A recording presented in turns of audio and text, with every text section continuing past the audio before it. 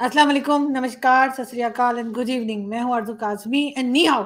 मुझे सर को देख के याद आया, नी हाउ भी मैं कहना भूल गई। एंड नी हाउ बहुत शुक्रिया सर कि आप आए हैं, और आपको सब जानते ही हैं, सुमित जैन साहब को हम सुनते रहते हैं, उनके अपने यूट्यूब चैनल पे भी जो है वो वीडियोस हम देखा करते हैं। आप लोग भी सब्सक्राइब कीजिए और देखिए सर का चैनल। और आज हम सर बात करना चाहेंगे आपके पंजाब के गवर्नर साहब जो हैं, उन्होंने एक स्टेटमेंट दिया है कि जी पाकिस्तान को जो है कोई सबक सिखाना चाहिए मोदी जी की गवर्नमेंट को। मतलब कौन सा सबक सर? मतलब ऑलरेडी हम बड़े सबक सीखे हुए हैं, लेकिन इस तरह की स्टेटमेंट क्यों आई आपके ख्याल से? आजू जी, नी हाउ एंड नमस्ते। एंड आई होप आपको सबको चाइनीज अब ऐसा ऐसा आनी शुरू हो गई है, विच इज गुड। और आपको तो भाई वहाँ पे चाहिए, तो आपको लैंग्वेज जितनी जल्दी आएगी उतना अच्छा है, बिकॉज आहिस्ता आहिस्ता जाकर आपको आगे चाइनीज ही सीखनी पड़नी है, जो हालत चल रही है अपनी सर कंट्री की। सर हमारे यहाँ तो लैंग्वेजेस सिखाई जा रही हैं, स्कूल्स में भी चाइनीज लैंग्वेजेस कुछ स्कूल्स में भी है, तो इसलिए हमें तो मुझे लगता है हो जाएंगे काफी लोग। नहीं, वो पढ़ाने आए थे, आपने तो गोली मार दी उनको भी। बेचारे वो पढ़ाने ही आए थे आपको, चाइनीज तो सिखाने आए थे, जिनको आपने गोली गोली मार के पता नहीं क्या किया था उनको, 72 के पास पहुंचा दिया उनको भी। तो anyways, as far as Punjab is concerned, Arzoo ji, मैं पंजाब से आता हूँ, इंडियन पंजाब हम्म। से। So I understand Punjab very well. और हम लोगों ने बहुत बुरा वक्त देखा है वहां पर। जब हम छोटे थे तब हमने वहां पर टेररिज्म का जो दौर था, उसमें से गुजरे हम लोग। तो हमने वो दहशत का टाइम देखा हुआ है, हमने वो पागलपन देखा हुआ है अपने सामने, हमने अपने अपनों को मरते हुए देखा है वहां पर। तो आई थिंक जो गवर्नर साहब ने बोला है, ही डजंट वांट कि वो चीजें दोबारा से वहां पर रिपीट हो। और ये जो इंसर्जेंसी है दोबारा से, खालिस्तान का जो चूरन दोबारा से क्रिएट किया जा रहा है, पूरे वर्ल्ड में प्रमोट किया जा रहा है, ड्रग्स भेजे जा रहे हैं वहां पे, और चाइनीज से इन्होंने इतने ड्रोन्स लिए हैं। मैं तो रहता हूँ यहाँ पर, तो मुझे मालूम है कि वो ड्रोन आप तो बना नहीं सकते, हमारी हैं यहाँ के आए हुए। तो आप उन ड्रोन्स को कोई पॉजिटिव चीज में यूज करने की बजाय आप उसको यूज करते हैं कि बॉर्डर की फेंसिंग को पार किया और इधर आके ड्रॉप कर दिया आपने। कभी ड्रग्स कर दिए, कभी आर्म्स एंड एम्यूनिशन कर दिए, कितनी बार बॉम्ब्स पकड़े गए हैं। तो कहीं ना कहीं ये ना एक जो है, देखो आपकी किस्मत अच्छी है कि आपके बॉर्डर की इधर इंडिया है, और हम बहुत पेशेंस हमने दिखाई है और दिखाते आ रहे हैं। बट अब कहीं ना कहीं पब्लिक के अंदर भी और गवर्नमेंट सेक्टर्स के अंदर भी एक, जिसको बोलते हैं ना कि अब पेशेंस खत्म हो रही है, अब आवाजें उठनी शुरू हो गई, बहुत हो गया, अब खत्म करो इस स्यापे को। मैं पंजाबी में बोलते हैं ना, स्यापे को खत्म करो। अब हम्म। वो जब पाकिस्तान को हम स्यापा देखते हैं एक तरह से, यार इसका ना खत्म करो, फुल एंड फाइनल करो एक बार, ताकि हम आगे निकले। देखिए, हिंदुस्तान के अंदर एक रफ्तार पकड़ी हुई है, ये तो आप भी समझते हो, आप देखते भी हो, सुनते भी हो।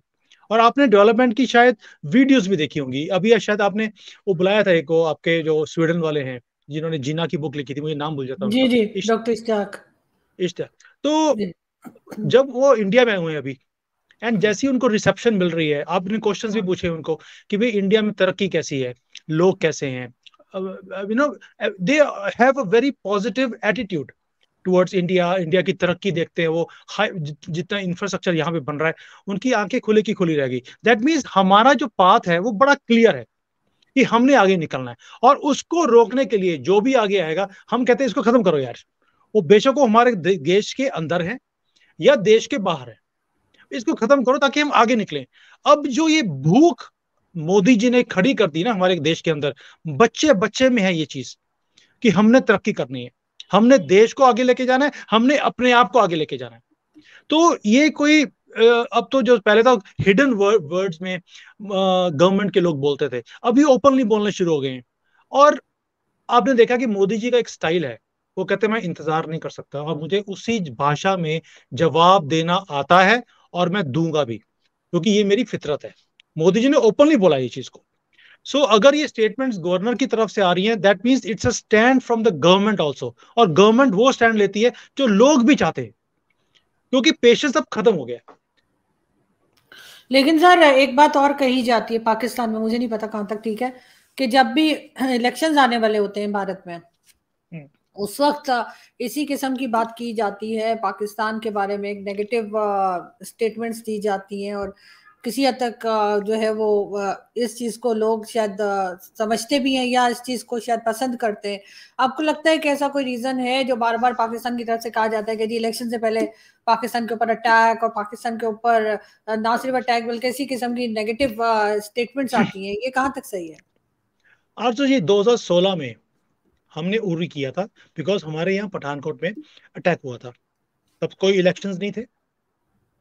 तो दैट मीन्स कि जब हमारे यहाँ पर कुछ होता है तो हमारी तरफ से रिएक्शन या तो इन वर्ड्स या इन एक्शन, उसका रिटेलिएटरी आएगा ही आएगा।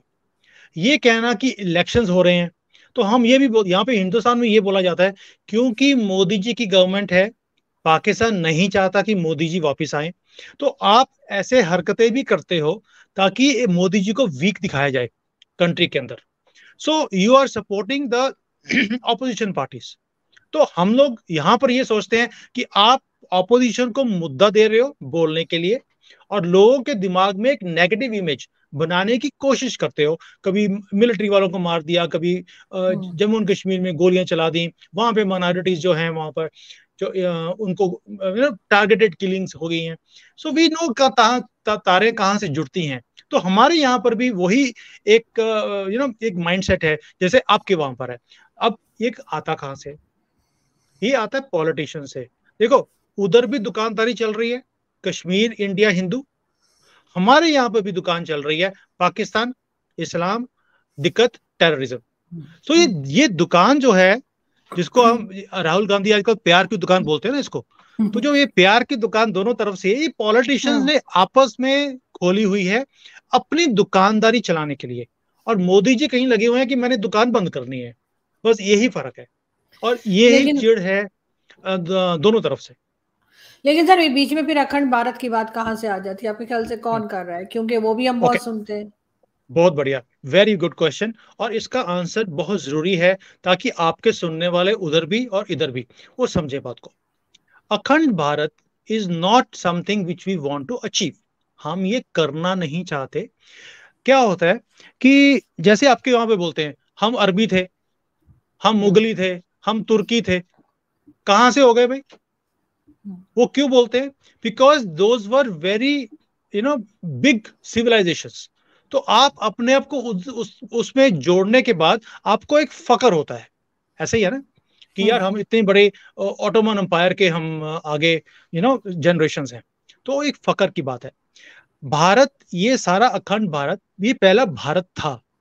तो जो ये इमेज बनाई गई है, it is to show this is how great our civilization was, और हम दोबारा से उसी लेवल पर पहुंचना चाहते हैं और पहुंच भी सकते हैं जहां पर 60% ऑफ द ट्रेड दुनिया का इस भारत से, इस अखंड भारत से निकलता था।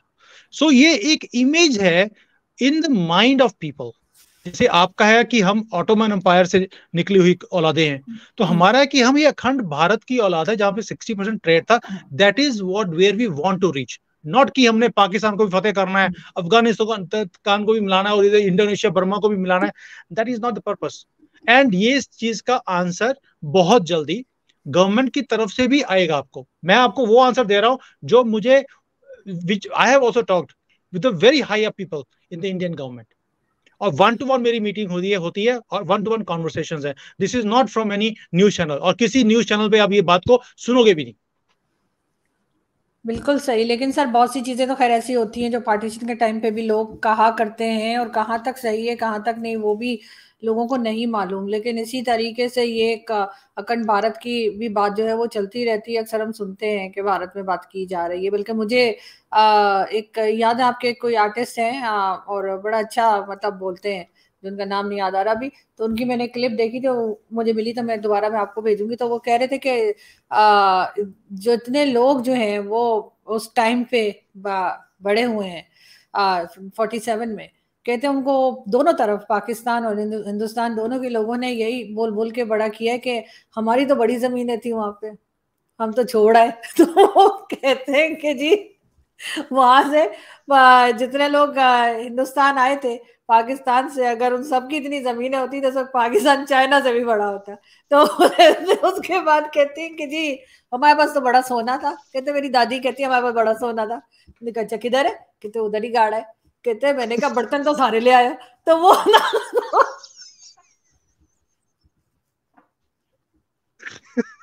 अब बर्तन ले आए, 16 छोड़ा है। तो मुझे वाकई में उनकी बात वो इतनी इंटरेस्टिंग लगी, और वो भी पंजाब पंजाब साइड से ही थे वो यस साहब। Yes yes yes. हाँ, तो वो पंजाब साइड से थे, तो बड़े मजे लेके वो बता रहे थे। और वाकई में, लेकिन सोने की जहां तक बात है, तो यहाँ पे जिन लोगों को मैंने वो क्लिप भेजा, उन्होंने कहा नहीं हो सकता है सोने वाली बात किसी हद तक ठीक हो, क्या कुछ लोगों की, क्योंकि वाकई में यहाँ पे कभी कभी उन इलाकों निकलते हैं। से जब लोग निकलता है, सोना निकलता है, थोड़ा निकले या ज्यादा निकले, लेकिन है। और वो पाकिस्तान में तो ये है ना कि अगर आपके घर से सोना निकल आया है या हीरे निकल आए हैं तो वो गवर्नमेंट के हैं, लेकिन अगर ड्रग्स और हाँ। हथियार निकल आए तो वो आपके हैं। तो ये भी कहा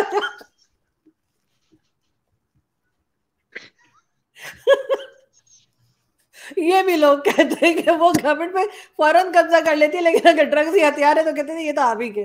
तो वो यहाँ पे ये भी चलता है। मगर सर अगर हम आ जाए आपके फेवरेट इमरान खान के ऊपर, तो इमरान खान साहब अब ये कह रहे हैं कि जी मैं बात करना चाह रहा हूँ इस्टेब्लिशमेंट से, लेकिन वो मुझसे बात नहीं कर रहे। जबकि पहले यही इमरान खान कहते थे कि आर्मी चीफ की हरगिज ये ड्यूटी या रिस्पॉन्सिबिलिटी नहीं है कि वो पोजीशन लीडर से बात करें। तो आपके ख्याल से इमरान खान इस वक्त किस पोजीशन में है? पूरी तरह से घेरे जा चुके हैं, या अभी भी कोई चांस आपको लगता है कि जिसके बाद कि इमरान खान दोबारा से जो है वो पावर में आ सकते हैं, या जो पावर उन्होंने खोई है एज अ पॉलिटिशियन, क्या वो वापस उनको मिल जाएगी? आरजू जी, आपने ये क्वेश्चन एज अ इंडियन को पूछा है, इसका मतलब है कि आप एडमिट करते हैं कि ये हमारा प्रोजेक्ट था जो पकड़ा गया, और इमरान खान दिक्कत में है। मुझे मालूम है मजे ले रहे हो आप हमारे साथ, क्योंकि हमारा प्रोजेक्ट आपने फेल कर दिया। बट हम भी इतने कच्ची गोलियां नहीं खेली हुई। हमने अगर किसी को खड़ा किया है तो एंड तक उसके साथ खड़े हैं हम लोग। और इमरान खान दोबारा वापस जरूर आएगा। वो अब नहीं आएगा तो 1 साल के बाद आएगा, क्योंकि जो ये हाइब्रिड रजीम आप हमेशा क्रिएट करने की कोशिश करते हो, मेरे हिसाब से वो फेल्ड एक प्रोजेक्ट है। एक एक ऐसा वो आर्मी ने एक ऐसा भरमास भस्मास भी बोलते हैं हम लोग इसको, भी एक ऐसी चीज जो पावरफुल तो है लेकिन किसी के काम की नहीं है।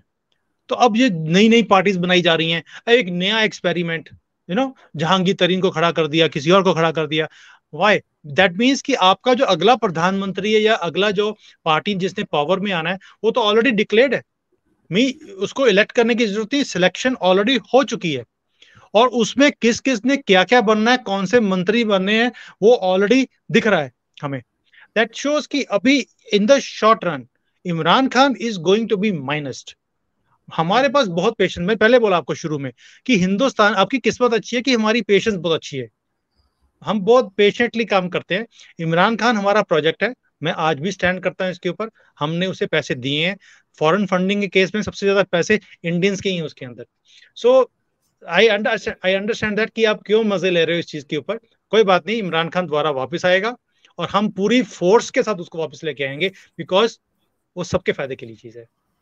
लेकिन सर फॉरेन फंडिंग तो खैर उनको इसलिए भी तो होती थी ना कि वो हॉस्पिटल बना रहे थे उस टाइम पर भी, जब शौकत खाना बना नहीं था हॉस्पिटल उनका, तब भी हमने देखा था कि बहुत से इंडियन जो है वो आए थे, ना सिर्फ क्रिकेटर्स बल्कि इंडियन एक्टर्स बड़े बड़े, मेरे ख्याल है अमिताभ बच्चन साहब और विनोद खन्ना उन दिनों होते थे, और ये सब इन्होंने लंदन में और कई जगह इमरान खान के जो चैरिटी फंक्शंस थे उसमें हिस्सा लिया था, और एक ह्यूमैनिटी के बेसिस के ऊपर वो काम हो रहा था। अब ये और बात है कि उस पैसे को वो पॉलिटिकल पार्टी में को चलाने में लगा दें तो वो एक गलत चीज है। नहीं नहीं लेकिन उस आरजू वक्त जी, तो ऐसा अच्छे नहीं है। अच्छे काम के लिए सपोर्ट किया जा रहा था ना उनको। देखिए, अब जैसे अब हमारे यहाँ पर क्या है कि कई गरीब लोग हैं, उनके पास कोई एंटरटेनमेंट नहीं होता, तो आप वहां से ड्रग्स भेज देते हैं कि चलो गरीब आदमी थोड़ा सा सुकून की सांस लेके सो जाएगा। तो आप भी तो हम इतने गरीबों के इतने भले का काम कर रहे हो, वहां से ड्रग्स भेज दिए और लोगों को हाई रखते हो, बिल्कुल लेते हैं तो उसको करने के बाद हमारे कई पॉलिटिकल लीडर्स भी हैं जो सूंघते हैं तो उनको सुबह कहते हैं कि in the morning I walk up at night. तो ऐसे जो चीजें आप करते हो, तो ये जो भले का काम है, ये दोनों तरफ से चलता रहता है। अब उसके लेकिन पीछे एजेंडा। सर ड्रग्स तो अफगानिस्तान से आती है, हमारे यहाँ भी देखो, अफगानिस्तान से आती और देखो ऐसा है कि वहां से आती है, प्रोसेस आपके अंदर होती है और बेची हमारे पास जाती है। तो ये ह्यूमैनिटेरियन वर्क आपने शुरू किया तो हमने भी शुरू किया कि इमरान खान को सपोर्ट करो। ये तो उसने देखो ओपनली बोला है, मैं इस कंट्री के 3 टुकड़े कर दूंगा। इससे बढ़िया चीज हमारे लिए क्या हो सकती है, आप बताइए आप। और आपका प्रधानमंत्री ओपनली बोल रहा है, अब तो सीक्रेटली बात करते हैं इसके बारे में, वो ओपनली बात कर रहा है। सो ये जो कहना कि इसकी फाउंडेशन थी, उसमें फंडिंग आई है, उसकी जो पार्टी है पीटीआई, हम उसको शौकत जो उसका था वो, उसको शौकत साइड पे कर खान। दीजिए आप। हाँ, उसको साइड पे कर दीजिए। जो पीटीआई के अकाउंट्स हैं उसके अंदर फॉरेन फंडिंग का केस पीटीआई के अकाउंट्स के अंदर है, नॉट इन दैट हॉस्पिटल। उसके अंदर भी फॉरेन फंडिंग है जो कि मैक्सिमम इंडिया से आई हुई है, तभी वो ही is not appearing in the court also. So anyways, आपने क्वेश्चन पूछा कि इमरान खान का क्या होगा शॉर्ट टर्म में। हमने पेशेंस दिखाई हुई है, वो भी पेशेंटली बैठा हुआ है, उसको मालूम है कि मेरा कुछ नहीं होने वाला अभी। -1 ऑलरेडी डिक्लेयर्ड है, he is not going to be there. वो अकेला रह जाएगा, अकेला ही खड़ा होगा जो मुझे दिखता है। एक दो आदमी और होंगे, या हो सकता है कि इसको बिल्कुल ये वो बोल दें कि डिक्लेयर कर दें कि तुम इलेक्शन लड़ ही नहीं सकते, और कोई ना कोई एक आधा आदमी को खड़ा कर देंगे जो पीटीआई को संभालेगा, क्योंकि इनको बैलेंसिंग फैक्टर भी तो चाहिए ना एक वहां पर तंग करने के लिए गवर्नमेंट को। तो पीटीआई अच्छी एक पार्टी है, तंग अच्छा करती है। उन्होंने देख लिया ऑलरेडी कि ईंट से ईंट बजा के रख दी, कंट्री की आग लगा के रख दी। इससे बढ़िया पॉलिटिकल पार्टी आर्मी को मिल ही नहीं सकती, जो सबकी वाट लगा के रखे। और तभी आर्मी की जो आपकी आर्मी की जो वैल्यू है वो तभी बढ़ती है, क्योंकि उन्हें भी तो डिस्टर्बिंग फैक्टर चाहिए ना, तभी तो आर्मी का रोल दिखेगा। नहीं तो आपकी आर्मी क्या कर रही है भाई, मटर वो निकाल रही है। आप ही ने बोला था अपने शो में कि मटर निकाल रहे हैं, तो वो ठीक है, चर्चा कर अभी रहे हैं वो, ना। हाँ, तो डायपर भी बनाते हैं, डायपर डलाते भी हैं और चेंज भी करते हैं। देखिए आप, अब वो इसके ऊपर भी तो कुछ दिखाना उनको कि हम सिर्फ डायपर बनाते और डालते और चेंज नहीं करते, हम कोई काम भी करते हैं। सो दिस इज आयरॉनिकल कि आपकी आर्मी ने एक ऐसा रास्ता पकड़ा हुआ है और 70-75 साल में उन्होंने अभी तक सीखा नहीं है कि ये फॉर्मूला आपके किसी भी काम नहीं आया। अब देखिए जयशंकर जी हमारे पास, वो आज बात कर रहे थे, he was talking about AI, कि बच्चों को एआई कंप्यूटिंग ये चीजें सीखनी चाहिए। अब हमें तो एआई समझ आती है कि क्या है। अब आपके वहां पर आपका जो फॉरेन मिनिस्टर है या आपका पीएम है, प्रधानमंत्री, वो अगर एआई की बात करेगा तो लोग बोलेंगे यार ये तो बोल रहे हैं ऑलवेज इस्लाम, तो वो एआई को भी इस्लाम से जोड़ देंगे। तो ऐसा जो इन्होंने एक निजाम बनाया हुआ है, it is taking you in the wrong way. मैं अपने शोज में भी बात करता हूं, मैं आपके साथ भी आपके शो में बात करता हूं। आपको इस चूरन से बाहर कब निकालेगी आपकी ये जो हुक्मरान है, जो आपके टॉप क्लास है। आई डोंट नो क्यों इन्होंने आपको एक ट्रक की बत्ती के पीछे लगा के रख दिया और सारे खुश हैं उस बत्ती के पीछे। ये भी हैरानी की बात है। आप इस चूरन से बाहर कब निकलोगे, कब बिल्कुल आप सर, तरक्की के निकलना बारे में चाहिए। सोचोगे। देखिए डेफिनेटली सर आरजू जी। जी, as a neighbour I am just telling you one thing. भाई मेरा तो ये है कि हिंदुस्तान भी आपके नेबर है और मैं जहां रहता हूँ वो भी आपका नेबर है, ठीक है, तो मैं नेबर ही हो गया है अभी भी। लेकिन मैं आपको एक प्रैक्टिकल बात बताता हूँ। मोदी जी के आने के बाद एक काम जो हुआ है, उन्होंने काम किया कि अपने पासपोर्ट की वैल्यू को बढ़ाया।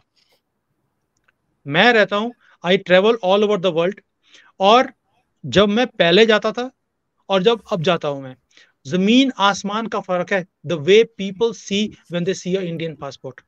सो ये दैट मीन्स कि हमने एक बेसिक काम को पकड़ लिया कि हमने अपने पासपोर्ट की वैल्यू को बढ़ाना है। उसके लिए क्या क्या काम करने, वी स्टार्टेड वर्किंग बैकवर्ड्स। आपके जो हुक्मरान है उन्होंने एक ही काम किया कि हमने अपनी वैल्यू कैसे बढ़ानी है। किसी ने भी पाकिस्तान के बारे में कभी सोचा ही नहीं। उन्होंने अपनी अवाम के बारे में, पासपोर्ट के बारे में, आपके पासपोर्ट की वैल्यू मैं तो देखता हूं जब मैं कभी भी जाता हूं बाहर, वहां पर अलग लाइन में बैठाया होता है उन्होंने। वहां पे भूल जाओ इन चीजों को, जो हो वो एक्सेप्ट करो एंड आगे मूव ऑन करो। बिल्कुल सही। लेकिन सर लास्ट में मैं आपसे ये भी पूछना चाहूंगी कि थोड़ा सा हम और एक और कंट्री में जाते हैं, और वो है अमेरिका। और वहां पर आजकल जो उनके पहले प्रेसिडेंट रह चुके डोनाल्ड ट्रंप, उनके ऊपर 37 केसेस जो हैं वो चल रहे हैं। और कहा यह जा रहा है कि जो अभी तक न्यूज है वो ये कि अगर मतलब साबित हो गया कोई केस और इस तरह से, तो उनको 100 ईयर्स के लिए भी सजा दी जा सकती है। तो आपके ख्याल से उससे अमेरिका की जो पॉलिटिक्स है उस पे कोई असर पड़ेगा कि उनके एक प्रेसिडेंट जो रह चुके हैं उसको इतनी लंबी सजा की बात की जा रही है? आरजू जी हमारे देखिए, यहाँ होता तो हमारे से तो निकल गया होता अभी तक। ओ वो तो देखो, पैसे के चक्कर में पकड़े जाते हैं, पैसे दे के निकल जाते हैं, ये तो बड़ी मशहूर बात है। बट जी। You have to understand one thing, मैं कई बार अमेरिकन के जो एनालिस्ट हैं उससे बात भी करता हूँ, मेरे अपने रिलेटिव्स भी वहां पर हैं। हम्म। दे से वन थिंग कि अमेरिका में डेमोक्रेसी मर रही है। आप देखिए उनके कंट्री के जो रूल्स हैं जो बाइडेन के आने के बाद हम्म। बने हैं, it is weakening the democracy also.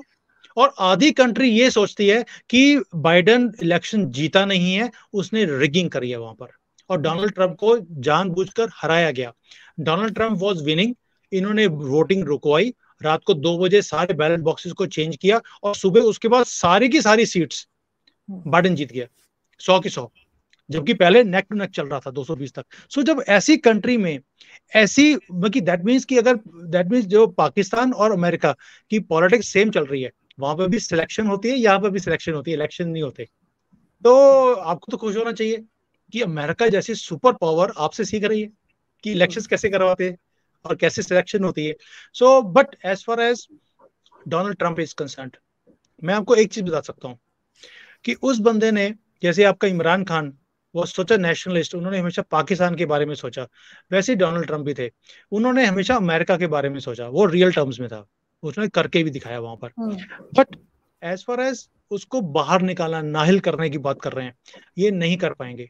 इन्होंने पहले रशिया के केस में भी 2 साल उसकी वाट लगा के रखी, इन्होंने अच्छी तरह से पूरी इन्वेस्टिगेशन करी, सारा सिस्टम उसके अगेंस्ट था, तो भी वो बंदा जीत गया। और अभी जो ये झूठे केसेस बना रहे हैं, मेरे हिसाब से वो झूठे केसेस हैं सिर्फ इसलिए कि कहीं 24 में ये खड़ा ना हो जाए, क्योंकि अगर 24 में डोनाल्ड ट्रंप खड़े हो गए प्रेसिडेंट के लिए, he is going to win, और ये चीज हम्म। डेमोक्रेट्स को तंग कर रही है। देखिए अब आपकी, अब कंपैरिजन देखिए आप, पाकिस्तान में अगर इमरान खान दोबारा इलेक्शन में खड़ा होता है एज अ पीटीआई, वो एक गधे को भी अगर खड़ा कर देगा ना, वो गधा जीत जाएगा, क्योंकि उसके ऊपर पीटीआई का बला बड़ा हुआ है। सर आप इतनी समझते हैं सपोर्ट बात को? नहीं है, सर इतनी ज्यादा सपोर्ट नहीं है इमरान खान के साथ कि देखिए वो अब गधे हो को भी सकता है, खड़ा कर। अब हो सकता है चीज ठीक हो, पहले भी तो गधे खड़े किए थे, वो भी तो जीत ही गए थे ना, तो अभी कौन सा सही। कोई डिफरेंस है? सो मैं एक्चुअल गधे की बात नहीं कर रहा हूँ, मैं वो दूसरे वो गधों की बात कर रहा हूँ जो आपकी कंट्री में बहुत अच्छी क्वालिटी में, और उन्हें डिस्कस किया जाता है पार्लियामेंट के अंदर कि देखिए हमारे साथ देश में 60 लाख गधे हो गए हैं, इतने लोगों से कंपटीशन करना पड़ेगा मिनिस्टर बनने के लिए। तो आप सोच के देखिए, एक कंट्री जो पार्लियामेंट के अंदर गधों की बात कर रहा है कि हमारे देश में कितने गधे हैं, आपने किसी दुनिया में सुना है? So as a comparison between Pakistan and America, same story चल रही है। हम्म। यहाँ पर भी जो मोस्ट पॉपुलर था उसे दबाया गया, वहां पर भी जो मोस्ट पॉपुलर है उसे दबाया जा रहा है ताकि दोबारा ना आ जाए। आपके यहाँ पे भी इमरान खान एक डर है कि ये आ जाएगा, तो शहबाज शरीफ को भी डर है, आर्मी को भी डर है, सभी को डर है। और बिल्लो रानी का, सॉरी बिल्लो रानी मुझसे निकल गया, वो आप काट देना इसको, बिलावल भुट्टो का क्या होगा? बिल्कुल तो सही। So you understand one thing, जो कुछ पाकिस्तान में इमरान खान, हमारे प्यारे इमरान खान के साथ हो रहा है, वही कुछ डोनाल्ड ट्रंप के साथ हो रहा है, कुछ भी नहीं होगा उनका, they are going to bounce back. बिल्कुल सही। देखते हैं सर कि क्या होता है, क्योंकि अभी तो ये काफी न्यूज यही चल रही थी, और क्योंकि इतने केसेस हैं और ये सब कुछ हो सकता है, लेकिन खैर इसके ऊपर भी हम नजर रखेंगे और आपसे अपडेट्स लेते रहेंगे। बहुत शुक्रिया सर कि आपने ज्वाइन किया। Thank you so thank you so much. Much Arzoo ji, so thank nice you. Of you. Thank you. Same is here sir. Thank you so much.